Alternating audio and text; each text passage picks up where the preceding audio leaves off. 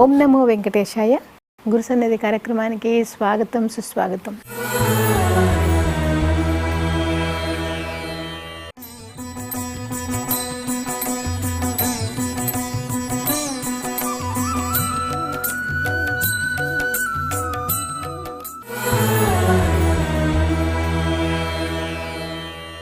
గురుసన్నిధి కార్యక్రమంలో మనము మార్కండేయ పురాణం గురించి, దాని విశిష్టత గురించి మనం ఆధ్యాత్మికవేత్త వట్టిపతి పద్మాకర్ గారిని అడిగి తెలుసుకుందాం.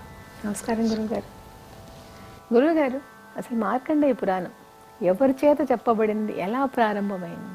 ఓం సర్వచైతన్య రూపాం తాం ఆద్యాం విద్యాంచ ధీమహి బుద్ధిం యా నః ప్రచోదయాత్ సృష్టౌ యా సర్గరూపా జగదవన విధౌ పాలినీ యా చ రౌద్రీ సంహారే చాపి యస్య జగదిదమఖిలం క్రీడనం యా పరాఖ్య పశ్యంతి మధ్యమాథో తదను భగవతి వైఖరీ వర్ణరూపా సాస్మద్వాచం ప్రసన్నా విధిహరి గిరిజారాధిత అలంకరోతు. శ్రీ మహాగణాధిపతే నమః. శ్రీ గురుభ్యో నమః. శ్రీ మహాసరస్వతే నమః. పేరుకి మార్కండేయ పురాణమే కానీ ఇందులో మార్కండేయుడి చరిత్ర ఉండదు. మార్కండేయుడు క్రోష్టికి అని పేరు కలిగిన ఒక మహర్షికి ఆయన్ని శిష్యుడిగా చేసుకుని అద్భుతమైన ధర్మాలు చెప్పాడు. పురాణములలో, మార్కండేయ పురాణములలో ఉన్నన్ని విచిత్ర కథలు ఇంకెక్కడా లేవు. ఆ తరువాత వేదవ్యాసుడి శిష్యుడు జైమిని మహర్షికి కొన్ని సందేహాలు వచ్చాయి. ఆ సందేహాలు తీర్చుకోవడంతో ఈ కథ మొదలవుతుంది. అసలు మార్కండేయ పురాణం ఆయనకి వరుసగా కొన్ని అనుమానాలు వచ్చాయి. ఎందుకు విష్ణుమూర్తి అవతారాలు ఎత్తుతాడు? ఆ అవతారాలు ఎత్తేటటువంటి వ్యూహ చతుష్టయంలో ఏది అవతారం ఎత్తుతుంది? విష్ణువుకి 4 రూపాలు ఉన్నాయి, దాన్ని వ్యూహ చతుష్టయం అంటాం. అందులో ఏది అవతారం ఎత్తుతుంది? రెండవది, ద్రౌపదికి 5గురు భర్తలు ఉండడం ధర్మసమ్మతమా కాదా? ఇక మూడవది, బలరాముడు తీర్థయాత్రలకు వెళ్ళి సూత మహర్షిని చంపాడు. పురాణం చెప్పేవాడు ఎవడైనా బ్రహ్మస్వరూపుడు, పరబ్రహ్మ.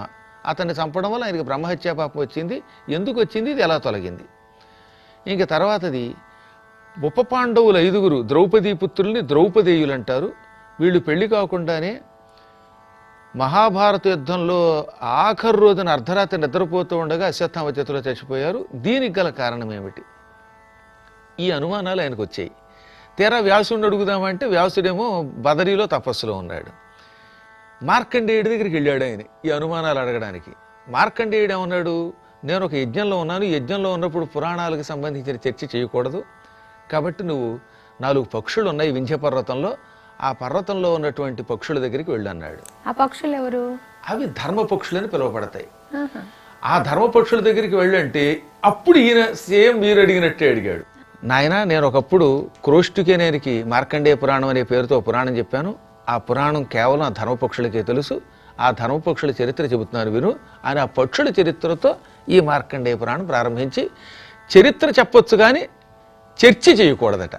అందుకని చర్చకి మాత్రం అక్కడికి వెళ్ళు, పురాణం మాత్రం వాళ్ళ దగ్గరే విను, వాళ్ళ చరిత్ర చెబుతానని చెప్పాడు.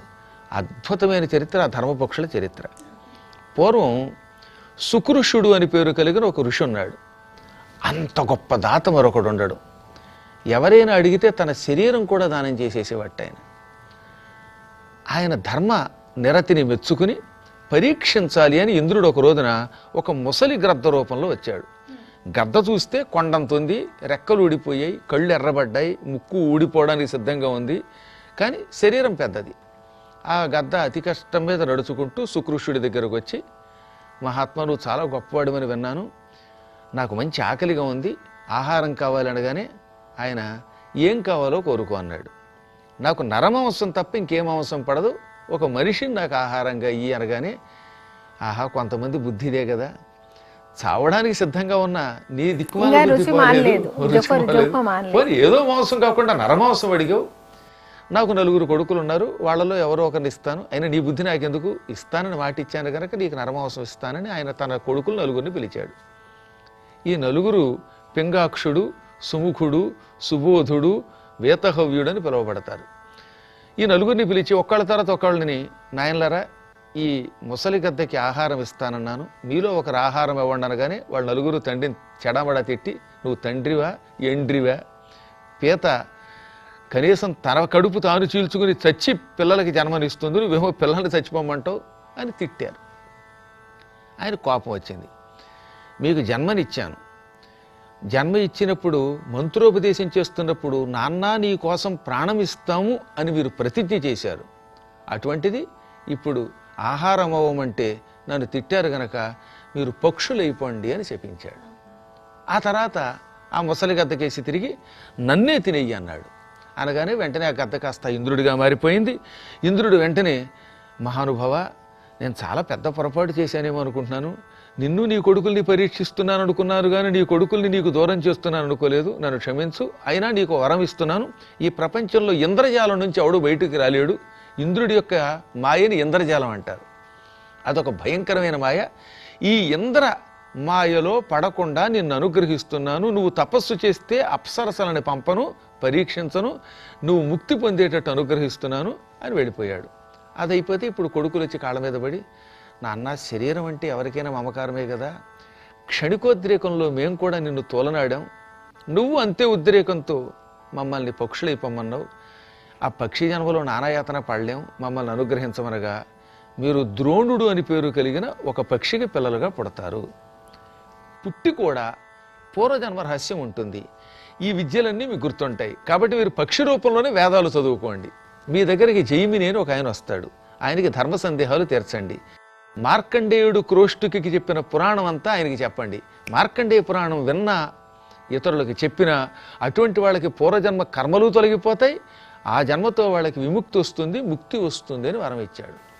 అదిగో ఆ శాపం వల్ల ఈ నలుగురు ధర్మపక్షులయ్యారు. అది కూడా ఎంత అద్భుతమైన కథ అంటే అసలు ఇది. పూర్వం దుర్వాసుడు తపస్సు చేస్తూ ఉంటే ఆ తపస్సు పాడు చేయడానికి ఇంద్రుడు వపువు అని ఒక అప్సరసను పంపాడు. దుర్వాసుడికి కోపం వచ్చింది. కష్టపడి తపస్సు చేసుకుంటూ ఉంటే నువ్వు వచ్చి నృత్యం చేసి నా శరీరాన్ని పట్టుకుని నా తపస్సు పాడు చేయాలనుకుంటున్నావు కాబట్టి నువ్వు పక్షి వైపు అన్నాడు. అప్పుడు అది మళ్ళీ కాళ్ళ మీద పడింది. కంగారు పడకు, నువ్వు ద్రోణుడు అని పేరు కలిగిన ఒక పక్షిని పెళ్లి చేసుకుంటావు, మీకు ధర్మపక్షుడు అనే పేరుతో సుకృషుడి కొడుకులు పిల్లలుగా పుడతారు, నీ కడుపు తెగి అందులోంచి గుడ్లు పడగానే నీకు శాప విముక్తి అవుతుంది. మహాభారత యుద్ధంలో అర్జునుడు వేసే బాణం వల్ల నీ పొట్ట తెగిపోతుంది, అప్పుడు నీ కడుపులో ఉన్న గుడ్లు కింద పడతాయి, అప్పుడు నువ్వు తిరిగి స్వర్గానికి పెడతావని వరం ఇచ్చాడు. మళ్ళీ ఈ వపువు పక్షిగా మారిపోయింది. ఆ కాలంలో ద్రోణుడు అని పేరు కలిగిన ఒక పక్షి ఉంటే ఆ పక్షిని పెళ్లి చేసుకుంది. అదొక గుదిగుచ్చినట్టు, ఒక మాలగుచ్చినట్లుగా అద్భుతంగా ఉంటుందండి. అందుకే ఆ కథ చాలా వింత అంటారనమాట. ఇదే కృష్ణుడి యొక్క లీలట. ఇప్పుడు ఈ ద్రోణుడు ఈవిడ గర్భవతి అయ్యాక ఈ వపు తన దారిని తన తపస్సుకి వెళ్ళిపోయాడు. ఆయన పక్షి కూడా జ్ఞాని వెళ్ళిపోయాడు. ఈవిడ పాపం ఆహారం కోసం అక్కడ వెతుకుతూ ఉండగా సరిగ్గా మహాభారత యుద్ధం జరుగుతోంది. అందులో అది 12వ రోజు యుద్ధం. ఆ రోజు యుద్ధంలో భగదత్తుడు అని ఒకడున్నాడు. వాడు నరకాసురుడి కొడుకు. నరకాసురుడు చచ్చాక భూదేవి వైష్ణవాస్త్రం ఆయనకి ఇప్పించింది. ఈ వైష్ణవాస్త్రం వాడి చేతిలో ఉంటే వాడికి చావు ఉండదు. దాంతో వాడు విజృంభించి 12వ రోజున పాండవుల చితకొట్టి పారేయడం మొదలెట్టాడు. అప్పుడు అర్జునుడు ఆ భగదత్తుడితో యుద్ధం చేశాడు. అందులో భగదత్తుడికేసి ఆయన వేసిన ఒక బాణం కృష్ణుడు రథం ఇలా తిప్పడంతో పక్కకి కావాలని తిప్పాడు. జరగాలి. ఈ బాణం గురి తెప్పెళ్ళి ఈ వపు అనేటటువంటి అప్సరస పక్షి రూపంలో సరిగ్గా ఈ మాంసం తినడానికి అక్కడికి వచ్చింది. దాని పొట్టని చక్కగా ఆపరేషన్ చేసి సిజేరియన్ ఆపరేషన్ చేసినట్టు చీరిందిట. మళ్ళీ కడుపు లోపల అలా చీరడంతో పొట్ట తెగిపోయింది. అందులో ఉన్న గుడ్లు అలా పడ్డంతో ఈవిడికి శాప విముక్తి అయిపోయింది. ఈవిడ స్వర్గానికి వెళ్ళిపోయింది. అప్పుడు ఇంకా విచిత్రం ఏమిటంటే మంచి మాంసం ముద్ద, పచ్చి మాంసం ముద్ద అక్కడ మెత్తగా పడుంది దూదిలాగా. ఇంత మాంసం ముద్ద, ఆ ముద్ద మీద పడ్డాయి ఈ గుడ్లు.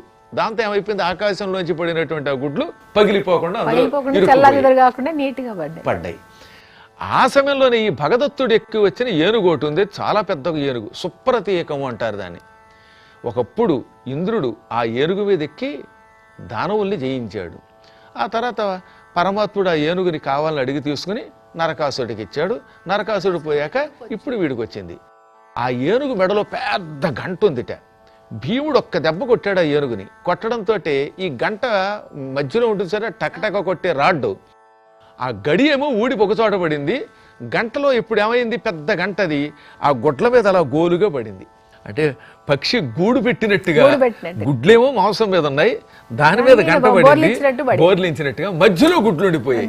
ఆ గంట చాలా పెద్ద గంట, రాక్షసులు తప్ప ఎత్తలేరు, భీముడు తప్ప ఎత్తలేడు. దానివల్ల ఏమైంది, అక్కడ చుట్టుపక్కల యుద్ధం జరిగిన ఈ గంట కదలలేదు, అడుగున్న గుడ్లలో ఉండిపోయాయి. అసలు ఎంత విచిత్రం అవుతామండి. ఆ తర్వాత అర్జునుడు మహాయుద్ధం చేశాడు, భగదత్తుని చంపేశాడు.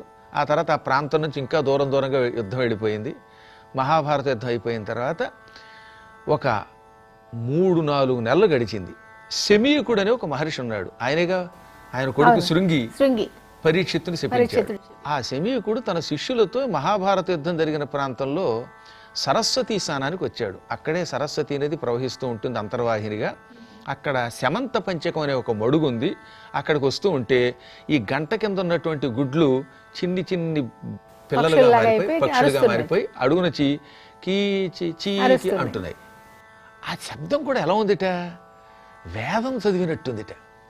ఎక్కడబ్బా ఈ మధురనాదం వినపడుతోంది అని పిల్లల్ని వెతకమంటే అందువల్ల ఆ గంట కింద శబ్దం వస్తుందని కనిపెట్టి గంట ఎత్తారు. ఎత్తితే పక్షులు కనపడ్డాయి. సరిగ్గా సూర్యుడి ఎండలో బంగారపు రంగులో మెరిసిపోతూ ఉంటే ఆయన ఆశ్చర్యపోయి, చూశారా, ఆయువు ఉంటే మహాభారత యుద్ధంలో గంట కింద ఉండి బతికి బట్ట కట్టే, ఆయువు లేకపోతే ఇంట్లో ఏసీ రూములో ఉన్నవాడు చచ్చిపోతాడు. చాలా అద్భుతమైన ఆయువు లేకపోతే ఎక్కడున్నా చస్తాడు, ఆయువు ఉంటే భయంకర రణరంగంలో కూడా బ్రతకవచ్చు అని నిరూపించారు ఈ పక్షి పిల్లలు అనుకుని వాటిని తీసుకొచ్చి పెంచాడు. కేవలం 6 నెలల్లో ఆయన అనుగ్రహంతో వాడు గరుత్మంతుడు అంతటి పక్షులుగా మారిపోయి, ఆయన తెల్లబోయి ఇంత శక్తి మీకు ఎలా వచ్చింది, కేవలం 6 నెలల్లో ఇంత మహాపక్షులుగా మారారు, మీరు ఎగురుతూ ఉంటే మీ గాలికి, రెక్కల గాలికి పర్వతాలు కంపించిపోతున్నాయి, చెట్లు వణికిపోతున్నాయి, ఈ శక్తి ఎలా వచ్చిందంటే అప్పుడు వాళ్ళు తమ తండ్రి శపించడం గురించి చెప్పారు. నీ దయ వల్ల మేము బతికి బట్టగట్టాం, మేము వింధ్య పర్వతంలో తపస్సు చేసుకుంటాం, జైమిని మా దగ్గరికి వస్తాడు, ఆయనకి మేము సందేహాలు తీరుస్తాం, తద్వారా మాకు శాప విముక్తి, ఆయనకి ముక్తి అని వాళ్ళు అక్కడి నుంచి వెళ్ళిపోయారు. అసలు జైమినికి సందేహాలు ఎందుకు వచ్చినాయి? నిజానికి ఆయన కూడా వ్యాసుడి శిష్యుడు అయ్యి ఉండి ఆ రోజులు అడగలేదు. విచిత్రం చూసారా, ఇక్కడ కారణం ఉందండి. అంటే మనకు చెప్పడానికి, మనకి చెప్పడమే కాకుండా మహానుభావుడు వ్యాసుడు 18 పురాణములు సూతుడికి ఇచ్చాడు, వేదములు మాత్రమే ఈ శిష్యులకి ఇచ్చాడు, వీళ్ళకి పురాణములు ఇవ్వలేదు. అందుకే మీకు భాగవత ప్రారంభంలోనే సుస్పష్టంగా చెబుతాడు ఏమని, పైలుండు ఋగ్వేద పఠనంబు దొరకొనే సామంబు జైమిని చదువుతుండే యదువు వైశంపాయనాఖ్యుండు పఠిల్చే తుది అధర్వము సుమంతుడు పఠిల్చే ఇతిహాస పురాణముల్ మా తండ్రి రోమహర్షణుడు నిరూఢిదాల్చే. జైమినికేమో సామవేదం ఇచ్చాడు, పైలుడికి ఋగ్వేదం, యజుర్వేదం వైశంపాయనుడికి ఇచ్చాడు, అధర్వణ వేదం సుమంతుడికి ఇచ్చాడు, సూతుడికి పురాణాలు ఇచ్చాడు. దాంతో వీళ్ళకి వేదముల మీద ఉన్న పట్టు పురాణముల మీద లేదు. పురాణముల మీద పట్టు లేనివాడు ఎంత గొప్పవాడైనా రాణించడండి. అందుకని ఆయన పురాణాలు నేర్చుకోవాలనుకున్నాడు. అందువల్ల జైమినికి వ్యాసుని అడగాలనిపించింది, కానీ సమయానికి గురువు గారు అందుబాటులో లేడు. వీళ్ళ దగ్గరకు వచ్చి నేర్చుకున్నాక అప్పుడు జైమిని భారతం రాశాడు. ఈ సందేహాలు తీర్చుకున్నాకే అశ్వమేధ పర్వం మాత్రమే మనకు దొరుకుతుంది, జైమిని భారతం రాశాడనమాట. ఇదంతా మనకి మార్కండేయుడు జైమినికి చెప్పితే అప్పుడు జైమిని వెతుక్కుంటూ వింధ్య పర్వతానికి వెళ్ళి ఆ పక్షులను చూచి ఆశ్చర్యపోయాడు. అసలు ఎంత అద్భుతంగా చదువుతున్న ఈ వేదాలు, భూలోకంలో మానవుల్ని 20 ఏళ్ళు వేదములు నేర్పి మళ్ళీ చదవండి అంటే కూడా ఎంత మధురముగా, ఎంత సుస్పష్టముగా, స్వరభంగం లేకుండా చదవలేరు. వీటికి తండ్రి యొక్క అనుగ్రహం ఉంది అనుకుని వాటి దగ్గరికి వెడితే అవి జైమిని గౌరవించే, కూర్చోబెట్టే, నువ్వు రావడం అదృష్టం అని ఆయన సందేహాలు తీర్చాయి. అప్పుడు వాటిని అడిగాడు అనమాట ఆయన. మీరు కూడా చెప్పండి. అదే అందులో మొదటి సందేహం, వ్యూహ చతుష్టయం అంటే ఏమిటి, అందులో ఏది భూలోకంలో అవతారం ఎత్తుతుంది? అప్పుడు ధర్మపక్షులు చెప్పాయి, భగవంతుడైన విష్ణువు నారాయణుడు అని పిలువబడతాడు. నారము అంటే నీరు, జ్ఞానము అని అర్థం. ఎప్పుడు నీటిలో ఆయన ఉంటాడు, నీరు ఆయనలో ఉంటుంది. నార అయనః నారాయణ, సవర్ణ దీర్ఘ సంధి. నారము అంటే నీరు, జ్ఞానము, సర్వాంతర్యామిత్వము. ఎప్పుడు నీటిలో ఉంటాడు, నీరు ఆయనలో ఉంటుంది. జ్ఞానంలో ఆయన ఉంటాడు, జ్ఞానం ఆయనలో ఉంటుంది. అందువల్ల ఆయన నారాయణుడు. నారము అంటే మనందరం నారా అని పిలువబడతాం. అందువల్ల అందుకని ఆయన నరుడయ్యాడు. సమస్త ప్రాణులలో ఆయన ఉంటాడు, ప్రాణులు వెళ్ళి ఆయనలో ఉంటారు కాబట్టి నారాయణుడు. ఈ నారాయణుడు వాసుదేవుడు, సంకర్షణుడు, ప్రద్యుమ్నుడు, అనిరుద్ధుడు అనే పేరుతో 4 రూపములతో ఉంటాడు. అది వ్యూహ చతుష్టయం. అందులో వాసుదేవుడు అంటే అన్నిటిలో తానుంటూ తానన్నిట్లో ఉంటూ గుణరూప కర్మములు లేకుండా ఉంటాడు. అది వాసుదేవుడు. మహానుభావుడు మారణ గారని ఒక ఆయన ఉన్నాడు. ఆయన కాకతీయుల దగ్గర రుద్రమదేవి దగ్గర సేనాధిపతిగా పనిచేసినటువంటి గన్నమ సేనాధిపతికి ఈ కావ్యం అంకితం ఇచ్చాడు. సంస్కృత మార్కండేయ పురాణాన్ని అద్భుతంగా అనువాదం చేశాడు. దీన్ని ప్రథమ ఆంధ్ర పురాణం అంటారండి. ప్రథమ ఆంధ్ర పురాణం అంటే మార్కండేయ పురాణమే. అంత పురాణాలు ఏవి తెలుగులోకి అనువాదంలో లేవు. ఆ కాకతి రుద్రమదేవి సేనాధిపతి గన్నమ సేనాధిపతి అన్నాడు, స్వామి ఈ మార్కండేయ పురాణం అంటే నాకు చాలా ఇష్టం, దాన్ని అనువాదం చెయ్యండి అని ఒక అద్భుతమైన పద్యం ఉంటుంది. ఎన్నో కథలు ఉంటాయి ప్రపంచంలో, కానీ మార్కండేయ పురాణంలో ఉన్నటువంటి వింత కథలు ఎక్కడా లేవు. పాండిత్యం బమరన్ పురాణములు మున్ పౌరాణికులు చెప్పగా విండున్ వింతలు కావు, నూతన కథా విస్తారతాయోగ్యమై చండాఘోత్కరహారియై పరమ విజ్ఞానాశ్రయంబైన మార్కండేయాఖ్య పురాణ రత్నమరున్ కౌతూహలం వయ్యడిన్. ఎన్నో కథలు విన్నాను, కానీ అంత అద్భుతమైన కథ మార్కండేయ పురాణములో ఉన్న కుతూహలము కలిగించే అద్భుతమైన కథలు ఎక్కడా లేవు. విజ్ఞానము, ముక్తి, అనేక విశేషాలతో నిండిన మార్కండేయ పురాణం రాయమంటే ఆయన రాశాడనమాట. అందులో ఈ మీరు చతుష్టయం గురించి వాస్తవం తర్వాత మిగతా చెప్పలేదు. అదే దాని గురించే చెప్తాను. ఆయన ఈ వాసుదేవ తత్వానికి ఒక నిర్వచనం అద్భుతంగా అనువాదం చేశాడు. అరయన్ వర్ణము పేరు రూపమును లేక అత్యంత తేజోమయ స్ఫురణ సంపద గల్గి సర్వగతి సంపూర్ణత్వము పొంది వేత రజస్సత్వ తమోగతిత్వ విగతత్వం పొంది వాసుదేవాఖ్యన్ పొల్చు అంటాడు. అంటే ఏమిటి? వాసుదేవుడు అనే శబ్దమునకు నిర్వచనం రూపము లేదు, వర్ణము లేదు, గుణము లేదు, అంతటా నిండి ఉంటుంది, అందరి అజ్ఞానం తొలగిస్తుంది. అటువంటి అద్భుత తత్వం వాసుదేవ. ఇక రెండవది సంకర్షణుడు అని పేరు కలిగిన తత్వం. ఈయన 1000 పడగలు కలిగి ఆదిశేషుడనే పేరుతో తెల్లని రూపంతో పాలసముద్రంలో పడుకుని నారాయణుణ్ణి తనలో మోస్తూ ఉంటాడు. ఈయనే ఎప్పుడు విష్ణు అవతరించినప్పుడు కూడా సాయంగా వస్తాడు. ఈయన సాయంగా వస్తే అవతారం పరిపూర్ణ అవతారంట. అందుకే రామావతారం కృష్ణావతారం అనుకున్న శక్తి తక్కిన అవతారాలకు లేదు. ఇంకా 3వ వాడు ప్రద్యుమ్నుడు అంటాడు. చేసే పని ఏంటి? ఈయన ఎంతసేపు జ్ఞానాన్ని ప్రసాదిస్తాడు, విష్ణువునికి సాయం మాత్రం చేస్తాడు, జ్ఞానం ఇస్తాట ఒకటి. అందుకే ఆదిశేషుడు జ్ఞాని, పండితుడు. రెండవది అవతరించిన భగవంతునికి సహకారంగా ఉంటాడు, భగవంతునికి సాయంగా ఎవడో ఒకడు ఉండాలన్నమాట. ఇంకా 3వ వాడు ప్రద్యుమ్నుడు. ఈయనే నారాయణుడు లేక ప్రద్యుమ్నుడు అనే 2 నామాలతో పిలువబడతాడు. అవతారాలు ఎత్తేవాడు ఈయన, ఈ తృతీయమూర్తి. ఈయన 22 అవతారాలు ఎత్తాడు. కృష్ణావతారం, రామావతారం ఎత్తినటువంటి వాడు, నరసింహావతారం ఎత్తినవాడు, ఎప్పటికప్పుడు దుష్ట శిక్షణ శిష్టరక్షణ చేసేవాడు, యదా యదా హి ధర్మస్య అనే శ్లోకానికి నిర్వచనమైన వాడు ఈ 3వ మూర్తి ప్రద్యుమ్న లేక నారాయణ. ఇక 4వ వాడు అనిరుద్ధుడు. ఈ అనిరుద్ధుడు అన్నవాడు ఏం చేస్తూ ఉంటాడు? పోషణ చేస్తూ ఉంటాడు. భగవంతుడు అవతరించినప్పుడు పాండవులు లాంటి ధర్మాత్ములు వస్తాయి, వాళ్ళకి కావలసిన వరాలు ఇచ్చి పోషిస్తూ ఉంటాడు, రక్షిస్తూ ఉంటాడు. అందులో ఈ 3వ మూర్తి అవతారం ఎత్తుతుంది. ఆయనే కృష్ణుడిగా వచ్చాడు, రాముడిగా వచ్చాడు అని చెప్పాడు. అప్పుడు ఆయన మళ్ళీ 2వ ప్రశ్న వేశాడు. ఎందువల్ల ద్రౌపదీదేవి 5 భర్తల్ని పొందింది? స్త్రీకి 5 భర్తలు ఉండడం ధర్మం ఎలా అవుతుంది అంటే, అప్పుడు మహాలక్ష్మి తన అంశతో 5 రూపాలు ధరించింది. ఆ 5 రూపాలని మళ్ళీ తనలో కలుపుకొని, ఒకప్పుడు ఆవిడ చాలా కాలం హిమాలయ పర్వతాల్లో తపస్సు చేసింది. అప్పుడు ఆవిడకి చాలా నామాలు ఉన్నాయి. లక్ష్మి అని, ఉమా అని, ముద్గల అని ఈ నామాలతో ఉండేది. ఆవిడ శివుడి కోసం తపస్సు చేసింది. ఆ తర్వాత ఆవిడే మళ్ళీ భూలోకంలో ద్రౌపదిగా పుట్టింది. తపస్సులో శివుడిని అడిగేటప్పుడు పతి పతి పతి అని 5 సార్లు అనింది అని, అందుకే మనకేమో ఆది పర్వంలో ఉంటుందన్నమాట. అద్భుతమైన ప్రశ్న అది. ఆవిడ భూలోకంలో పుట్టడానికి ముందే ఇంద్రుడు ధర్మ సంస్థాపనకి శివుడి యొక్క అనుగ్రహం తీసుకుని తానే 5 రూపాలుగా విభజించుకుని ఇంద్ర అంశతో అర్జునుడిగా, యముడిలో తన అంశని ప్రవేశపెట్టి యమాంశతో ధర్మరాజుగా, వాయువులో ప్రవేశపెట్టి భీముడిగా, అశ్విని దేవతల్లో ప్రవేశపెట్టి నకుల సహదేవులుగా ఈ విధంగా ఇంద్రుడు 5 రూపాలతో అవతరించాడు. ఆ 5గురిలో శివుడి శక్తి చేరింది. శివుడిలో 5 తలలు ఉన్నాయి కదా, ఆ శివుడి యొక్క 5 ముఖాలు సద్యోజాతము, వామదేవము, అఘోరము, తత్పురుషము, ఈశానము అని పిలువబడతాయి. ఇవి 5గురిలో చేరాయి.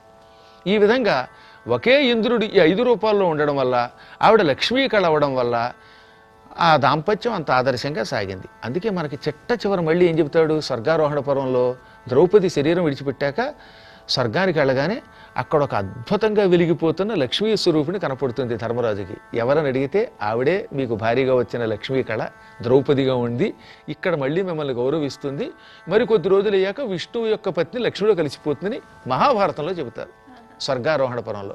అదే మాట ఇక్కడ మళ్ళీ మార్కండేయ పురాణంలో చెప్పారు. ఆ తర్వాత బలరాముడు బ్రహ్మహత్యా పాపం.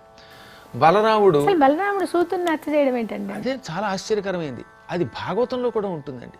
భాగవతంలో మహాభారత యుద్ధానికి ముందు బలరాముడు తీర్థయాత్రకి వెళ్ళినప్పుడు సూతుడిని చంపింది మహాభాగవతంలో, వ్యాస భాగవతంలో ఉంటుంది.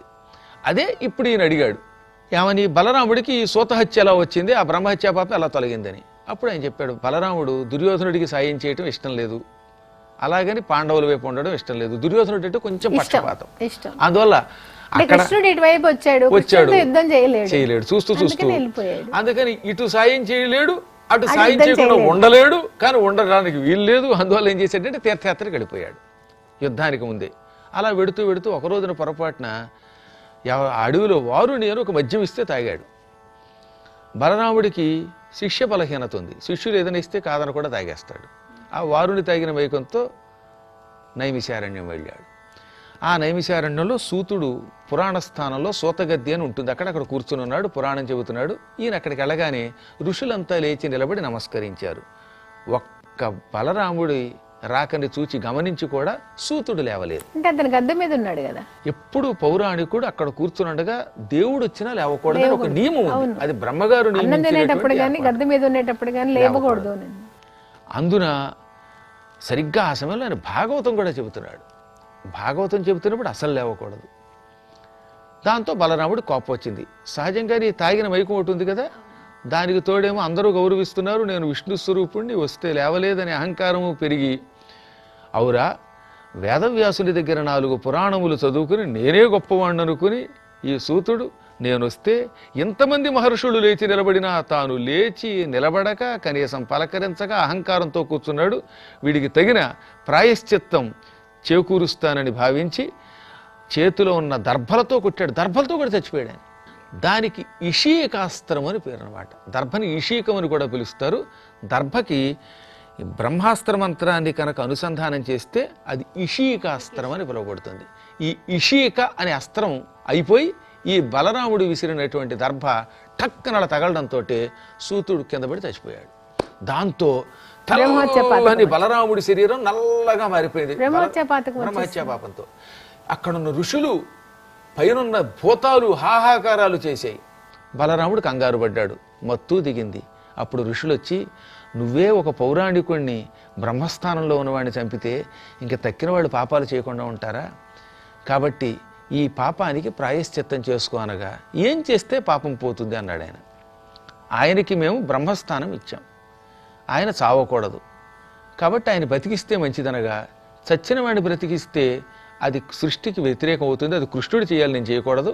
కాబట్టి ఓ పని చేద్దాం, వేదము ఆత్మావై పుత్రనామాసి అంటోంది, తండ్రి కొడుకు రూపంలో ఉంటాడు. కాబట్టి ఈ రోమహర్షణుడి కొడుకు చిన్న రోమహర్షణుడు ఉన్నాడు, ఆయన రౌమహర్షిని అంటారు. ఆయనకి సూత పదవి ఇచ్చి ఈ తండ్రి ఆయువు ఆయనకి ఇస్తాను, మిగతా పురాణములు ఆయన చెబుతాడు. ఈయన్ని నా తపశ్శక్తితో బ్రహ్మలోకానికి పంపుతాను, ఇంక అంతకంటే కావాల్సింది ఉంది, ఎవరికైనా బ్రహ్మలోకమే కదా కావాలి అని ఈ ఉగ్రశ్రవుణ్ణి బ్రహ్మలోకానికి పంపాడు. ఆయన ఆయువు కొడుక్కి ఇచ్చాడు. అందువల్ల ఇప్పుడు మనం వింటున్న తక్కిన పురాణాలన్నీ ఈ తండ్రి కొడుకైన రోమహర్షణుడి కొడుకైన రౌమహర్షణి, ఈతడు సూతుడే అతడు సూతుడే. ఈ విధంగా చిన్న ఆయనకి మొత్తం ఆయువు ఇచ్చి ఆయన్ని బ్రహ్మస్థానంలో కూర్చోబెట్టాడు. ఈయన్ని బ్రహ్మలోకానికి పంపాడు. అప్పుడు బలరాముడిలో 5వ వంతు నలుపు తగ్గిందిట, ఇంకా 4 వంతులు నలుపు పడిపోయేదిట. అంటే పూర్తిగా పాపం పోలేదు. అప్పుడు మళ్ళీ ఇంకా పూర్తిగా పాపం పోలేదంటే ఎల్వలుడు అనే ఒక రాక్షసుడు ఉన్నాడు, వాణ్ణి అగస్త్యుడు చంపాడు. వాతాపి ఎల్వలుడు, వాళ్ళిద్దరిని అగస్త్యుడు చంపాడు. ఆ ఇల్వలుడి కొడుకు పేరు పల్వలుడు.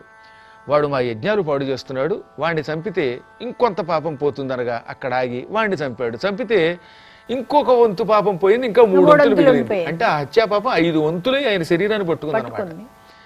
అప్పుడు ఆయన మళ్ళీ వాళ్ళ సలహాతో తీర్థయాత్రలు చేశాడు. రామేశ్వరం వెళ్ళి స్నానం చేస్తే 3వ వంతు పాపం కూడా పోయింది.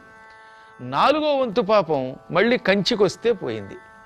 5వ వంతు పాపం వెంకటాచలానికి వచ్చి పుష్కరిణిలో స్నానం చేస్తే పూర్తిగా పాపం పోయింది. అందుకే వెంకటాద్రికి వచ్చి స్నానం చేశాడని భాగవతంలో కూడా ఉంటుంది. ఇప్పుడున్న వెంకటేశ్వరుడు కృష్ణుడు, కానీ కృతయుగంలో వరాహ వెంకటేశ్వరుడు, తర్వాత నారసింహ వెంకటేశ్వరుడు, రామ వెంకటేశ్వరుడు, ఇప్పుడు కృష్ణ వెంకటేశ్వరుడు అనమాట. ఇప్పుడు బ్రహ్మహత్యా పాపం ఆయనకి తొలగిన కథ విన్నాక అప్పుడు బలరాముడు అన్నాడు అనమాట, తీర్థయాత్రలకు వెడుతున్నవాడు పొరపాటు కూడా మద్యపానం చెయ్యరాదు. కఠోర నియమములు పాటించకుండా తీర్థయాత్రకు వెడితే వాడికి యాత్రాఫలం లభించదు అని ఒక శాసనం చేశాడు. ఇంకా తర్వాత ప్రశ్న, ఉప పాండవులు అకాల మరణం ఎందుకు పొందారు?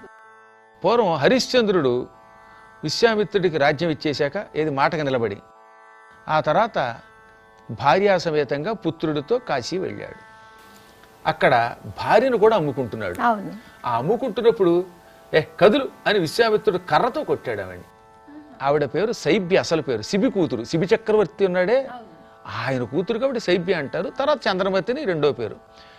కొట్టడంతో ఆ సమయంలో స్వర్గం నుంచి విశ్వదేవతలు అక్కడికి వచ్చారు. విశ్వదేవతలు 5గురు వాళ్ళు అక్కడికి వచ్చి, విశ్వామిత్ర ఎంత క్రూరుడివి, ఆడవాళ్ళని ఎవరైనా కొడతారా, అందున పరమపతివ్రత అయిన చంద్రమతిని కొట్టావు అని విశ్వామిత్రుడిని తెగ తిట్టారు. మామూలు తిట్టడం కాదు, దాన్ని దర్శనము అంటారు సంస్కృతంలో. దాంతో విశ్వామిత్రుడు కోపం వచ్చింది. ఇందులో ఉన్న పరమార్థం మీకేమి తెలుసురా అర్భకుల్లారా, నన్ను ధిక్కరించారు గనక మీరు భూలోకంలో ద్రౌపదికి ఉప పాండవులు ద్రౌపదేయులనే పేరుతో పుట్టండి, పెళ్లి పెటాకులు లేకుండానే చివరికి యుద్ధరంగంలో నిద్రపోతున్నప్పుడు అశ్వత్థామ చేతిలో దుర్మరణం పాలవ్వండి అని శపించాడు. అంతే. ఆ శాపం వల్ల ఈ విశ్వదేవతలు ఈ వరసగా ధర్మరాజుకి, భీముడికి, అర్జునుడికి, నకులుడికి, సహదేవుడికి ద్రౌపది ద్వారా పుట్టి ఉప పాండవులని పిలువబడి ద్రౌపదేయులని పిలువబడి ఇదిగో యుద్ధరంగంలో అశ్వత్థామ చేతులు వాళ్ళే విశ్వదేవతలు. విశ్వదేవతలే పితృదేవతల స్థానంలో కూర్చుంటారు. తద్దినాలు పెట్టేటప్పుడు ఒకళ్ళని పితృస్థానంలో ఒకళ్ళని విశ్వదేవత స్థానంలో కూర్చోబెడతారే, ఆ విశ్వదేవతలలో వీళ్ళే. కాకపోతే కలియుగం అవడంలో 5గురు బదులు ఒక్కడు కూర్చోబెడుతున్నాం ఇప్పుడు, కానీ పూర్వం 5గురు ఉండేవారు. ఆ 5గురు అలా చచ్చిపోయారట. అందుకని ఆ మరణానంతరం తిరిగి విశ్వదేవతలు అయ్యారు. చూసారు ఎంత అద్భుతమైనది ఇది. జయముని సందేహాలను తీర్పారు. జయముని సందేహాలు వరసగా ద్రౌపది పంచభర్తృత్వకం, బలరామ హత్య, వ్యూహ చతుష్టయం, ఇదిగో ఇది అయిపోయింది. అప్పుడు ఆయన మళ్ళీ ఆశ్చర్యపోయి, ఏమండి ఈ కథలని వింటూ చాలా ఆశ్చర్యంగా ఉంది, అసలు ధర్మం ఎలా నిలబడుతుంది అని అడిగితే అప్పుడు ఇంకక్కడి నుంచి వరుసగా స్వయంభవ మనువు, స్వరోచేష మనువు, ఇలా మనువులు 14 మంది కథలు చెప్పి ఉత్తమమైన మనువు గురించి చెప్పండి. అసలు మనువులు మొత్తం 14 మంది వాళ్ళు. స్వయంభువుడు మొదటి, స్వరోచిషుడు, 3వవాడు ఉత్తముడు, 4వవాడు తామసుడు, 5వవాడు రైవతుడు, 6వవాడు చాక్షుషుడు, 7వవాడు వైవస్వతమను. ఇప్పుడు మనం 7వ వైవస్వత మన్వంతరంలో ఉన్నాం. ఆ తర్వాత వచ్చేవాడు సూర్య సావర్ణి, తర్వాత మేరు సావర్ణి, దక్ష సావర్ణి, రుద్ర సావర్ణి, బ్రహ్మ సావర్ణి, రౌచ్యుడు, భౌత్యుడు. అన్ని చరిత్రలు అందులో అద్భుతమే. ఇంకా సారోచేషమును సంభవం అయితే చెప్పక్కర్లా. అసలు ఆ రోజుల్లో విని పులకించిపోయేవారు. శ్రీకృష్ణదేవరాయలు అలసాని పెద్దన చేత ఈ సారోచేషమును సంభవాన్ని మార్కండేయ పురాణంలోంచి తీసుకుని 628 గద్యపద్యాలుగా రాయించాడు. మీరు అడిగిన ఉత్తమ మనువు కథ చెప్పుకుందాం. ధ్రువుడు అని ఒక మహానుభావుడు ఉన్నాడు. స్వయంభవ మనువుకి ఉత్తానపాదుడు అని ఒక కొడుకున్నాడు. ప్రియవ్రతుడు పెద్ద కొడుకు, ఉత్తానపాదుడు రెండోవాడు. ప్రియవ్రతుడు అంతా అటు మొత్తం వెస్టర్న్ కంట్రీస్ అని పరిపాలించాడు. ఉత్తానపాదుడు మన ఏషియన్ కంట్రీస్ అని పరిపాలించాడు, ఆసియా దేశాలని. ఈ ఉత్తానపాదుడికి సురుచి, సునీతి అని 2 భార్యలు. అందులో పెద్ద భార్య కొడుకు ధ్రువుడు, రెండో భార్య కొడుకు ఉత్తముడు. ఓ రోజున ధ్రువుడు తొడ మీద కూర్చోవడం, ఈ కథంతా మీకు తెలుసున్నదే, అదంతా నేను చెప్పట్లేదు ఇప్పుడు. ఆ తర్వాత ధ్రువుడు తపస్సు చేశాడు, చాలా గొప్పవాడయ్యాడు. అప్పుడు ఉత్తముడు సోదరుడు వచ్చి ఏడుస్తూ, సోదరా మా అమ్మ నీకు ఎంత అన్యాయం చేసింది, అయినా నువ్వు మహాతపస్సు చేసి నక్షత్రంగా కూడా మారుతున్నావు, నేనే ఎందుకు పనికి రాకుండా అయిపోయానంటే, కాదులే నిన్ను కూడా గొప్పవాణ్ణి చేస్తానని ఆయనకి విలువిద్య నేర్పాడు. ఈ విలువిద్య నేర్పడం వల్ల వీడేం చేశాడు, రెచ్చిపోయి ఒక రోజున యక్షులున్న కొండకి వెళ్ళాడు. హిమాలయ పర్వతంలో సౌగంధిక పుష్పాలు ఉండేటటువంటి పరమ పవిత్ర పర్వతం, అది గంధమాదన పర్వతం.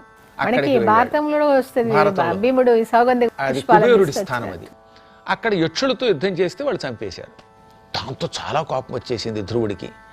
నా సోదరుడు, నాకు శిష్యుడు, అటువంటి వాణ్ణి చంపారా అని వెళ్ళి ధ్రువుడు భయంకర యుద్ధం చేసి 5 కోట్ల మంది యక్షులు చంపేశాడు. అప్పుడు స్వయంభూమనువు ప్రత్యక్షమై, ఏమిటి పిచ్చ, విష్ణు భక్తుడు వెయ్యుండి హింస చేస్తావా అంటే, ఏమిటో తెలియదండి, నన్ను కూడా రజోగుణం పట్టుకుంది అని బాధపడితే అప్పుడు విష్ణువు ప్రత్యక్షమై, ఈ యక్షుల్ని ఒకప్పుడు ఉత్తముడి వల్ల ధ్రువుడి చేతిలో చావండి, అంటే ఉత్తముడిని చంపండి, తద్వారా ధ్రువుడి చేతిలో చావండి అని దుర్వాసుడు శపించాడు. ఆ శాపం వల్ల చంపావు, నీ తప్పేమీ లేదు, నీ కోరిక మీద ఉత్తముడిని మళ్ళీ బ్రతికిస్తున్నాము అని వాడిని పునర్జన్మెత్తేలా చేశారు. ఇప్పుడు ఈ ఉత్తముడు పునర్జన్మెత్తాక వీడు మహాపరాక్రమవంతుడు అయ్యాడు. వీడు భూమిని పరిపాలించాడు. ఇతని భార్య పేరు బహుళ, పరమసుందరి. అదేం కర్మమో, పెళ్ళయిన దగ్గర నుంచి ఇతనికి భార్య మీద వ్యామోహం, భార్యకి ఇతనంటే అసహ్యం. ఈయన అన్నం తినంటే, అన్నం ఎందుకు తినాలి, సొన్నం తినకూడదా అనేది. చీర కట్టుకోమంటే చీర ఎందుకు కట్టుకోవాలి, ఏం గోచి కట్టుకోకూడదా, ఇలా ఏదో వ్యతిరేకంగా మాట్లాడేది, అసభ్యంగా మాట్లాడేది పని. ఇప్పుడు ఏదో వ్యతిరేకంగా మాట్లాడినా పర్వాలేదు, చీర కట్టుకోమంటే గోచి అనే పదం వాడని వాడతాడా మరి, అలాంటి పదాలు వాడేది. దాంతో ఇతనికి బాధ కలిగేది. కానీ భార్య మీద వ్యామోహం వదలలేకపోయేవాడు. ఒక రోజున ఈ ఉత్తముడితో చదువుకున్నటువంటి విద్యార్థులు వచ్చారు, స్నేహితులు. వాళ్ళందరినీ పిలిచి ఈయన ఒక పానీయం ఇందిచ్చాడు. ఆ రోజుల్లో పానీయాలంటే చెరుకు రసంతో తయారు చేసి అద్భుతమైన ద్రాక్ష రసాలు, ఇలాంటి మధుర రసాలు ఇచ్చేవారు. అందులో ఒక మధుర రసం భార్యకు కూడా ఇచ్చి, నా స్నేహితులతో కలిసి ద్రాక్షారసం తాగమంటే ఆవిడ ఎగాదిగా చూసి, నీ స్నేహితుల కోసం పార్టీ ఇస్తే నేను తాగుతానా అని గ్లాసు ద్రాక్షరసం మొహం మీద కొట్టింది. స్నేహితులు చూస్తూ ఉండగా అంతటి చక్రవర్తి మొహం మీద కొడితే ఆయనకి మండిపోయింది. స్నేహితులు నిర్ఘాంతపోయారు. ఏదో మహారాజు అనుకున్నాం, ఇంత పరాక్రమవంతుడు, ఇంట్లోకి వస్తే ఇంతే అన్నమాట, అన్నట్టు అయిపోయింది అని నవ్వారు. కోపం వచ్చింది దీనికి. వెంటనే ఒక భట్టుడిని పిలిచి అడవిలో వదిలే భార్యని అన్నాడు. అడవిలో ఆ భట్టుడు వదిలేస్తూ ఉంటే ఆవిడ, అమ్మయ్య నీకు నాకు పేడ వదిలిపోయింది, అడవిలో బతుకుతాను కానీ నీ దగ్గర ఉండనందిట. ఇంకా విరిగిపోయింది దీనికి మనస్సు. ఆవిడ వెళ్ళిపోయింది కానీ ప్రేమ పోలేదుగా. అంత అందగత్తె భార్య నన్ను ఎందుకు వ్యతిరేకిస్తోంది, ఎందుకు ఆవిడని అడవిలో వదిలేను, ఏమిటి కర్మ అని ఆలోచిస్తూ ఉండగా ఆ రాత్రి నిద్ర పట్టలేదు. తెల్లవారుజామున ధర్మఘంట మోగింది. ప్రజలకు ఎవరికైనా కష్టం వస్తే ఒక గంట మోగించేవారు పూర్వం, అది ధర్మఘంట. అంటే అనవసరంగా మోగించకూడదు, కష్టం వస్తేనే మోగించాలి. సరే, ఈయన ఎలాగో నిద్రపోలేదుగా, ఎవరా గంట మోగించారో తీసుకురమ్మంటే అక్కడికి ఒక వేద పండితుడైన విప్రుడు వచ్చాడు. ఆయన, మహారాజా శుభం కలుగ్గాక, నాకు కష్టం వచ్చింది, ఆ కష్టం తొలగించు అంటే, ఏమిటి కష్టం అన్నాడు. నా భార్య 18 రోజులుగా కనపడటం లేదండి, భార్య దూరం అయిపోతే ఆ భర్త యజ్ఞాలకి పనికిరాడు, అసలు భార్యను దూరం చేసుకున్న భర్త బతుకు కూడా బతికినా, వాడు బతికినా శవంతో సమానం, నా భార్యను వెతికి తీసుకురండి అన్నాడు. సూటిగా గుండెల్లో బాణం గుచ్చినట్టయింది. అంటే అవతలాడు తన దెప్పడానికి అన్నట్టు కష్టం అన్నట్టు అనిపించింది దీనికి. అనుకుని ఈయన ఏమనలేక, సరే ఇంతకీ నీ భార్య ఎలా ఉంటుంది, అయినా నీ భార్య తప్పిపోతే భట్లుకి చెప్పపోయావంటే, భట్లుకి చెప్పానండి, వాళ్ళు 18 రోజులుగా వెతికి దొరకలేదన్నారు, అందుకే చివరిగా మీ దగ్గరకు వచ్చాను అన్నాడు. సరే మీ భార్య ఎలా ఉంటుందో చెప్పు, పటం ఉంటుందా అంటే పటం లేదన్నాడు ఆయన. వర్ణన చెయ్యనగా, కొండ రూపును, కొండ ఎలా ఉంటుందో అలా ఉంటుందట, పొట్టిగా ఉంటుందట. ఇక పొట్ట, ఆ పొట్ట 2 చేతులకి పొట్ట చివరి భాగం దొరకదండి. ఓహో, చాలా అదృష్టం. ఇంకా తల ఎలా ఉంటుంది, ఆ ముఖంలో దంతములు కొన్నిటు కొన్నట్టు చూస్తాయండి, అంత భయంకరంగా ఉంటాయి. కళ్ళు లోతుకుపోయి ఉంటాయి. ఇంకా జుట్టు ఎలా ఉంటుంది, ఏతాకులు కానీ ముళ్ళు కానీ నెత్తి మీద పెడితే ఎలా ఉంటుందో అలా జుట్టు ఉంటుందండి, చాలా పొట్టి చేతులతో ఉంటుందండి, అసహ్యంగా ఉంటుంది. ఇంత రకంగా వర్ణించాడు. ఇక శరీరపు రంగు అంటారా, అయ్య బాబాయ్, యముడి వాహనమైన దున్నపోతు కూడా అలా ఉండదు అని చెప్పాడు. ఆయనే చెప్పాడు. చాలా అద్భుతమైన పద్యం మార్కండేయ పురాణంలో మారణగాడు కూడా రాశారు. ఈయనకి మతిపోయి, ఏమయ్యా నీకు ఏమైనా బుర్ర ఉందా, అందగత్తి అయినటువంటి భార్య అయితే వెతుక్కుని తీసుకురావచ్చు, ఎందుకు ఆ భార్య నీకు అంటే, ఏమైనా పెళ్లి చేసేటప్పుడు మా వాళ్ళు మంత్రాలు చెప్తారు కదండి, ఆ మంత్రాలు ఏమన్నారు, ధర్మేచ అర్ధేచ కామేచ నాతి చరితవ్యం అంటే, అప్పుడు నేను నాతి చరామి అన్నాను. అతిచరామి అంటే దాటి వెడతాను, నా అతిచరామి నిన్ను దాటి వెళ్ళను, నిన్ను వదలను అని ప్రతిజ్ఞ చేశాను, వేద మంత్రాలతో చేసిన ప్రతిజ్ఞ వదలను కదా అన్నాడు. మళ్ళీ ఇంకోసారి ఈయనకి బుర్ర తిరిగింది. సరే, ఆవిడ బుద్ధి ఎలా ఉంటుందంటే, ఆవిడ పొద్దున్న మధ్యాహ్నము సాయంత్రం 3 పూట్ల 3 కర్రలతో నా వీపు మీద కొడుతుంది చూడండి, వీపు మీద చూపిస్తే వీపు మీద ఇంతంత తట్లు తేలిపోయి ఉన్నాయి. కాయలు కాసింది వీపు. ఆయనకి పెళ్ళై 12 ఏళ్ళు ఏంటంటే 12 ఏళ్ళుగా కొడుతూ ఉండగా కొట్టగా వీపు అంతా అయిపోయింది అన్నాడు. 3 పుట్లు 3 కర్రలట, కర్ర విరగాలట, వీపు విరగకూడదట. ఓరి నాయనో, రూపం బాలేకపోతే సర్దుకుంటాం, ఇటువంటి గయ్యాడుతో ఎలా పడుతున్నావు అంటే, ఏమైనా భార్య కదండి, ధర్మపత్ని కదండి అన్నాడు మళ్ళీ ఈయన. సరే ఈయన వెతుక్కొస్తానని బయలుదేరాడు. ఆ అడవిలో వెళ్ళగా ఒక త్రికాలజ్ఞుడని ఒక ముని ఉన్నాడు. ఆ మునీశ్వరుడు, ఓహో రాజుగారు వచ్చారా అని శిష్యుడికేసి తిరిగి అర్ఘ్యం పాద్యం ఇయ్యి అన్నట్ట. వెంటనే శిష్యుడు, ఈయన అర్ఘ్యపాద్యాలకి పనికొస్తాడా లేదా చూడండి అన్నాడు. అనగానే ముని కళ్ళు మూసుకుని, అర్ఘ్యం లేదు పాద్యం లేదు, కూర్చోవై రాజా అన్నట్ట. అప్పుడు ఆయన ఇంత కష్టంలో కూడా, నేను ఎందుకు అర్ఘ్యపాద్యాలకి పనికిరాను అనగా, భార్యను వదిలిన వాడికి ఆసనం ఇవ్వకూడదు, అర్ఘ్యపాద్యాలు ఇవ్వకూడదు, అందుకే కింద కూర్చో అన్నాడు ఆయన. మళ్ళీ ఇంకోసారి దెప్పినట్టయింది. అప్పుడు ఆయన జరిగిందంతా చెప్పి, ఏమండి నా భార్య ఎందుకండి ఇలాగ వ్యతిరేకంగా ఉంది అంటే, నాయన దీనికి ఒక కారణం ఉంది, మీ పెళ్లి ముహూర్తంలో ఈ లోపం ఉన్నది. పరిణయ వేళ నిన్ను రవి భౌమ శనైశ్చరులు, పెళ్లి ముహూర్తంలో నీ లగ్నాన్ని సూర్యుడు, కుజుడు, శని చూస్తున్నారు. నీ భార్య లగ్నాన్ని బృహస్పతి, శుక్రుడు చూస్తున్నాడు. దీనివల్ల భార్యాభర్తల్లో భర్తకి భార్య మీద ప్రేమ ఉంటుంది, భార్యకి భర్త మీద ద్వేషం ఉంటుంది. అందుకే మనిషి నక్షత్రం ఏమిటి ఇవేం చూడకూడదు, ఒక్క పెళ్లి ముహూర్తమే సక్రమంగా ఉంటే చాలు. పెళ్లి ముహూర్తం సక్రమంగా లేదనుకున్నప్పుడు 11 గంటలు దాటాక పగలు 12 గంటల మధ్యలో అయితే దానికి లోటు లేదట. అది చాలా గొప్పది. అందుకే పూర్వకాలంలో అభిజిత్ ముహూర్తం లగ్నం అంటారు అనేవారు. కానీ నీ పెళ్లి రాత్రి జరిగింది, లోపం ఇది అనగా, సరేనండి ఇంతకీ నా సంగతి పక్కన పెట్టేయండి, మా బ్రాహ్మడి భార్యని ఎలా తీసుకురావాలంటే, ఓ రాక్షసుడు ఉన్నాడు, ఆ రాక్షసుడు ఎత్తుకుపోయాడు, ఫలానా చోట ఉంటాడని చెప్పాడు ఈయన. ఈయన అడవికి వెడితే అక్కడ నిజంగానే ఒక ఈ బ్రాహ్మడి భార్యకి ఎన్ని వర్ణనలు చేశారో దానికి 1000 రెట్లు ఎక్కువగా ఉండి ఆవిడ పరమసుందరీయమని దర్శనం ఇచ్చింది. ఈయన హడిలిపోయి ఆవిడ రూపాన్ని చూసి, అమ్మా నిన్ను చూడగానే అర్థమైపోయింది, నువ్వేనా ఫలానా విప్రుడి భార్యవి అంటే, అవునండి అంది. ఇక్కడికి ఎలా వచ్చావంటే, ఓ రాక్షసుడు తీసుకొచ్చాడండి, తినడు, పోనీ నన్ను పెళ్లి చేసుకోవడానికి, కానీ నిన్నెవరు పెళ్లి చేసుకుంటారులే తల్లి, తినలేదంటే ఆశ్చర్యంగా ఉంది అంటూ ఉండే లోపు ఆ రాక్షసుడు వచ్చాడు. రాక్షసుడిని చూడడంతో ఈయన ధనుసు ఎక్కుపెట్టే లోపే రాక్షసుడు కాళ్ళ మీద పడి దండ నమస్కారం చేసి, మహాత్మా నేను నీ సేవకుణ్ణి, యుద్ధం చేసేవాడిని కాదు, ఈ చరాచర జగత్తంతా నీది, నువ్వు ఎంత గొప్పవాడో నాకు తెలుసు, పైగా విష్ణువు వల్ల పునర్జన్మ ఎత్తావు అని పదే నమస్కరిస్తే, ఇంత వినయం కలిగిన వాడివి, నేను ఏం చెబితే చేస్తానన్న వాడు ఈవిడ ఎందుకు తీసుకొచ్చావంటే, ఏం చెప్పమండి, వీళ్ళ ఆయన రోజు అభిచార యజ్ఞం చేస్తాట. ఏమిటి అభిచార యజ్ఞం అంటే, రాక్షసులు భూత ప్రేత పిశాచాలు నాశనం అయిపోగా కానీ మంత్రం చదువుతున్నాడండి. దానివల్ల నా దగ్గర ఉన్న భటులు రోజు కొద్దిమంది చచ్చిపోతున్నారు, అందువల్ల వాళ్ళ భార్య ఎంత కలిసి యజ్ఞానికి తరంగాడు కదా అదనమాట. వెంటనే వీరు కనిపెట్టారు, భార్య లేకపోతే యజ్ఞానికి పనికిరాడు, ఆయన చేసే యజ్ఞం వల్ల నాకేమవుదు కానీ నా భటులకు ప్రాణం అపాయ స్థితి వస్తుంది, అందుకని యజ్ఞం ఆపి మా వాళ్ళని రక్షించుకోవడానికి వీడిని ఎత్తుకొచ్చాను తప్ప ఈ దౌర్భాగ్యాలను ఎవడు పెళ్లి చేసుకుంటాడు, అసలు నేను నరమాంస భక్షకుండే కాదు అన్నాడు. అయితే ఓ పని చేద్దాం, నువ్వు ఉత్తముడు అని చెప్పి అభిచార యజ్ఞం చేయకుండా ఆయన ఆపించేస్తాను, ఈవిడ్ని నాకు ఇచ్చేయి, పట్టుకుపోతాను. కానీ ఈవిడ క్రూరురాలు, భర్తను చాలా పీడిస్తూ ఉంటుందిట, ఈవిడ క్రూరత్వం తగ్గించే శక్తి నీకుందా అని అడిగితే, దానికేమండి నాకు శక్తి ఉంది, మనుషుల శరీరంలో సూక్ష్మ రూపంతో ప్రవేశించి వాళ్ళ దుర్బుద్ధుల ఆహారంగా తీసుకోగలను అని ఈయన చూస్తూ ఉండగా ఓ సూక్ష్మ రూపంతో ఈ స్త్రీ హృదయంలో ప్రవేశించి ఆవిడలో ఉన్న ఆ గయ్యాళితనం మింగేశాడు. దాంతో ఆవిడ సాత్వికురాలైపోయి, నా భర్త ఎక్కడ అండమే కాకుండా పాతవన్నీ గుర్తుకు తెచ్చుకొని, ఎంత పాపాత్మురాల్ని, ఉత్తముడైన భర్తని రోజు 3 పూట్ల కొట్టాను, ఈ పాపానికి ప్రాయశ్చిత్తంగా ఆయన చేత కొట్టించుకుంటానంది. వద్దురు తల్లి మళ్ళీ ఆ పనులు వద్దులే అని ఆవిడని తీసుకెళ్ళి భర్త గారికి అప్పగించేశాడు. ఈయన భార్యను ఎత్తుకున్నాడా? అప్పుడు భర్త గారు ఏమన్నాడంటే, మహారాజా ఇంత ఉపకారం చేసావు కదా, నీకేం కావాలని అడిగితే, నా భార్యను అడవిలో వదిలాను, ఆవిడ బతుకుందా లేదా తెలియాలి.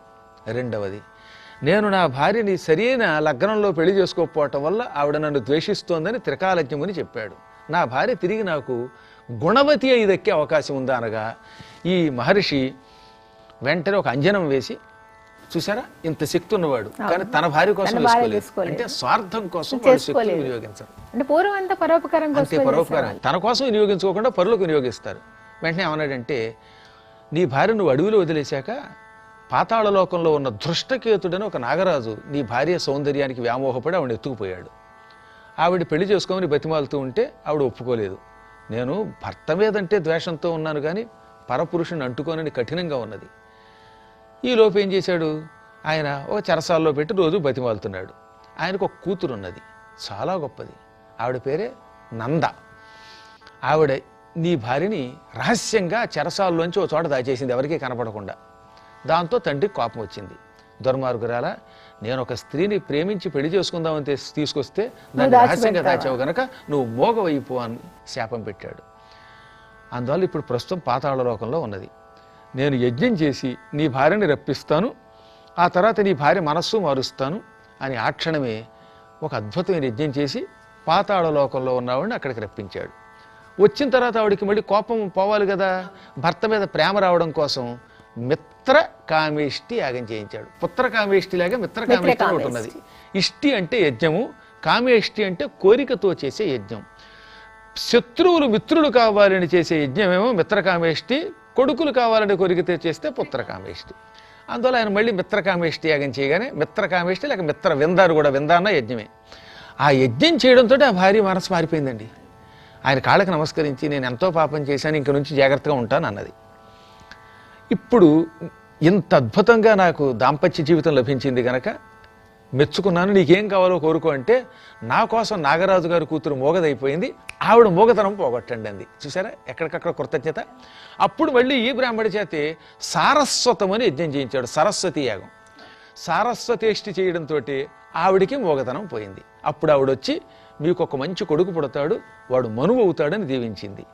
ఈ ఉత్తముడికి ఈ బహుళకి ఇద్దరికి ఉత్తమమైన కాలంలో, ఉత్తమ నక్షత్రంలో, ఉత్తమ లగ్నంలో దేవతలందరూ ఉత్తముడు కావాలని దీవిస్తూ ఉండగా కొడుకు పుట్టడం వల్ల ఆ కొడుకు కూడా ఉత్తముడని పేరు పెట్టారు. అతడు మూడవ మనువు అయ్యాడు. అతడి పరిపాలనలో ప్రజలు అన్ని రకాల ధర్మాలు పరిపాలించారు.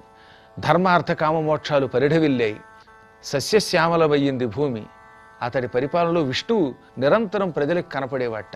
అదిగో అతని పరిపాలనకి సంబంధించిన కథతో ఈ ఉత్తమను మార్కండేయ పురాణంలో దత్తాత్రేయుడి వృత్తాంతం కూడా వస్తుంది కదా, ఆ దత్తాత్రేయుడి వృత్తాంతం గురించి చెప్తారు. ఈ మొత్తం వృత్తాంతాలన్నీ కూడా ఇప్పుడు మనం చెప్పాం స్వయంభవ మనువు దగ్గర నుంచి ఇవన్నీ చెప్పినవాడు ఆ దత్తాత్రేయ చరిత్రలోనే వస్తుంది.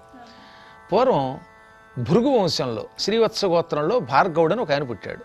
శ్రీవత్స గోత్రానికి భార్గవ, చ్యావన, ఆపునువాన, ఔరవ, జామదగ్ని, పంచారిషే ప్రవరానితో భృగు వంశస్థులు కనుక భార్గవులు అంటారు. అందులో భార్గవుడని ఒక ఆయన ఉన్నాడు. ఆయనకు ఒక కొడుకు పుట్టాడు. వాడికి 8వ ఏట ఉపనయనం చేశారు. కానీ వాడు ఎప్పుడూ మోగవాడే, మాట్లాడేవాడు కాదు. వాడికి ఎన్ని ప్రయత్నాలు చేసినా చదువు రాలేదు. దాంతో తండ్రి రోజు తలపట్టుకుని ఏడుస్తూ ఏ జన్మలో పాపమో ఈ దౌర్భాగ్యుడు పుట్టాడు, మోగవాడో చెవిటివాడో తెలియదు, కదలడు మెదలడు అని మహాబాధపడ్డాడు. అప్పటికి ఈ కొడుక్కి 12 ఏళ్ళు వచ్చాయి. 12 ఏళ్ళు ఎవరితో మాట్లాడకుండా అలా కూర్చుంటే పాపం. తండ్రి ఇలా ఏడుస్తూ ఉంటే టక్కున ఈ కుర్రాడు వచ్చి, ఎందుకయ్యా ఏడుస్తావు, నేను నువ్వు చెప్పినటువంటి ఆ ఉపనయనాలు ఎన్నో జన్మల్లో చేసుకున్నాను, ఎన్నో పురాణాలు చదివాను, ఎంతో మందికి పాఠాలు చెప్పాను, ఆ గాయత్రి మంత్రం చేశాను, వేదాలు చదువుకున్నాను, ఆడగా మగగా నపుంసకుడిగా కుక్కగా నక్కగా పందిగా పిల్లిగా దోమగా ఎన్నో ఎత్తాను. నాకు 60,000 జన్మలు గుర్తున్నాయి, అందులో 15,000 పాత జన్మలు ఇంకా బాగా గుర్తున్నాయి. అందుకే విసిగిపోయి జన్మ ఎత్తాక సుఖం లేదనుకుని మౌనంగా ఉండి తపస్సు చేసుకుంటూ ఉంటే నువ్వు నన్ను ఈడ్చి బయటికి లాగావు అన్నాడు. దాంతో వాడికి మతిపోయి, ఓహరి అన్నీ తెలుసుండి కూడా ఇలా మోగతనంతో ఉన్నావు అనమాట, అసలు నీకు ఈ జన్మలు ఎలా గుర్తున్నాయి అని అడిగితే అప్పుడు ఆయన చెప్పాడు, ఈ జన్మకి ముందు జన్మలో ఆయన గొప్ప గురువుట, చాలా గొప్ప గురువు. అసలు అంత గొప్ప గురువు లేడనిపించుకుని మహాతపస్సు చేసి విష్ణువుని పొందే సమయంలో కర్మగాలి ఒక్క శిష్యుడి మీద కొంచెం పక్షపాతం చూపించాట. ఈ గురువులకి పెద్ద సమస్య అండి ఇది. అందరికీ గురువులకి గుణముల వల్ల అవతల వ్యక్తి మీద ఒక రమ్మంత ప్రేమ ఉంటుంది. అందరినీ ప్రేమగా చూసిన ఆయన ఇంకొంచెం ఎక్కువ పక్షపాతం చూపించాట. దాంతో ఏమైపోయింది, చచ్చిపోయే ముందు ఆ శిష్యుడు ఆశ్రమం గుర్తుకొచ్చాయట. ఆశ్రమాలు స్థాపించేటటువంటి పీఠాధిపతులు ఒళ్ళు దగ్గర పెట్టుకోమని మార్కండేయ పురాణం చెప్పింది, నేను చెప్పలేదు. తన ఆశ్రమం, తన పలుకుబడి, తన శిష్యుడు ఇవి గనక అంత్యకాలంలో గుర్తుకొస్తే మళ్ళీ జన్మెత్తుతాడు. అందుకనే పెద్ద పెద్ద పీఠాలు స్థాపించేటప్పుడు చివరి క్షణాల్లో మాత్రం వాటిని విడిచిపెట్టేయాలి. అది కష్టం. యాంతే మతి సాగతి. అంతే, అంత్యకాలమునందు యా ఏది మతిహి నీ బుర్రలో ఉందో సా అది గతి. ఈయన మళ్ళీ ఆ శిష్యుడిని తలుచుకున్నాడు కదా ఆశ్రమాన్ని. ఆ శిష్యుడి జన్మ వంటి జన్మ అదే గోత్రంలో పుట్టుకొచ్చాడు. అప్పుడు ఆయన సరేనాయన నువ్వు ఎంత గొప్పవాడు అని తెలిసింది, ఇప్పుడు నేను ఎలా తరించాలి అంటే వరసగా మనువుల చరిత్ర, దత్తాత్రేయ చరిత్ర చెప్పుకొచ్చాడనమాట. దత్తాత్రేయుడు అలర్కుడు అనేవాడికి ఒక ఉత్తమ ఆత్మయోగం చెప్పాడు, అది చెబుతా విను అని. అప్పుడు ఆయన మొత్తం దత్తుడి యొక్క ఆవిర్భావం అంతా, సతీ సుమతి చరిత్ర, ఆ సమయంలో అనసూయ ఎక్కడికి రావడం, అనసూయ సుమతి భర్తని బతికిస్తాననడం, అప్పుడు దేవతలు ఏం కావాలో కోరుకోమండం, త్రిమూర్తులు నాకు కొడుగ్గా పుట్టాలని ఆవిడ అనసూయ అండం. అప్పుడు అనసూయకి త్రిమూర్తులు వరం ఇచ్చారు. ఆ వరం ప్రకారంగా బ్రహ్మగారు తన అంశతోటి చంద్రుడిగా పుట్టాడు, రుద్రుడు తన అంశతో దుర్వాసుడిగా పుట్టాడు, విష్ణువు తానే కాకుండా ఈ తక్కిన ఇద్దరినీ కూడా తనలో కలుపుకుని త్రిమూర్తి ఆత్మకుడే దత్తాత్రేయుడిగా పుట్టాడు. ఎంత అద్భుతమైన చరిత్ర అండి. వాళ్ళ నిజంగా ఆ చరిత్రనే ఎక్కువ మంది చెప్పుకుంటారు. నేను చాలా బాగా రాశాను దాన్ని. మన గణపతి సచ్చిదానంద స్వామి వారి జీవిత చరిత్రలో ఇది బాగా వస్తూ ఉంటుంది, ఈ మదాలసా చరిత్ర. దీన్ని కృష్ణదేవరాయలు వారు సంస్కృతంలో మదాలసా పరిణయం అనే పేరుతో కావ్యంగా కూడా రాశారు. అదన్నీ మార్కండేయ పురాణంలో అనమాట. చాలా బాగా చెప్పారు గురుగారు, ధన్యవాదాలు. ఇది నేటి గురు సన్నిధి కార్యక్రమం. ఓం నమో వెంకటేశాయ. పూర్వం ఋతధ్వజుడు అని ఒక ఆయన ఉన్నాడు. వాళ్ళ నాన్నగారి పేరు శత్రుజిత్తు. ఆయనకి ఈయన ఒక్కడే కొడుకు. ఈయన చాలా గొప్పవాడు, మహాపరాక్రమవంతుడు. ఆయన ఒకనాడు సింహాసనం మీద కూర్చున్నట్టుగా ఒక ఋషి వచ్చాడు. ఆయన పేరు గాలవుడు. ఆయనతో కూడా గుర్రం ఉంది. ఆ గుర్రానికి కుడి చెవేమో నల్లగా, ఎడమ చెవి తెల్లగా, మిగతా శరీరం అంతా తెల్లగా ఉంది. ఆకాశంలో నీళ్లల్లో నిప్పుల్లో ఎగిరే గుర్రంట. ఆయన వచ్చి, మహారాజా, నేను ఇక్కడికి దగ్గరలో ఉన్న అడవిలో తపస్సు చేసుకుంటూ యజ్ఞాలు చేస్తున్నాను. యజ్ఞదీక్షలో ఉండగా నేను మాట్లాడకూడదు. ఆ సమయంలో అక్కడికి ఒక భయంకరుడైన రాక్షసుడు వస్తున్నాడు. ఆ రాక్షసుడు వచ్చి పంది రూపంలో మా ఆశ్రమాన్ని ధ్వంసం చేసి నా యజ్ఞం పాడు చేస్తున్నాడు. ఎప్పుడూ యజ్ఞం పూర్ణాహుతి అవ్వడం లేదు. అప్పుడు నేను సూర్యుడికి నమస్కరిస్తే సూర్యుడు గుర్రం ఇచ్చాడు. ఈ గుర్రం భూమండలం అంతా తిరుగుతుంది కనుక కువలయాస్యం అని దీనికి పేరు. ఈ గుర్రం నీ కొడుకు ఇస్తున్నాను, నీ కొడుకుని పంపించి ఆ యజ్ఞాన్ని రక్షించమనగా ఋతధ్వజుడు ఈ గుర్రం ఎక్కి అప్పటి నుంచి ఆయన కువలయాసుడు అయిపోయాడు.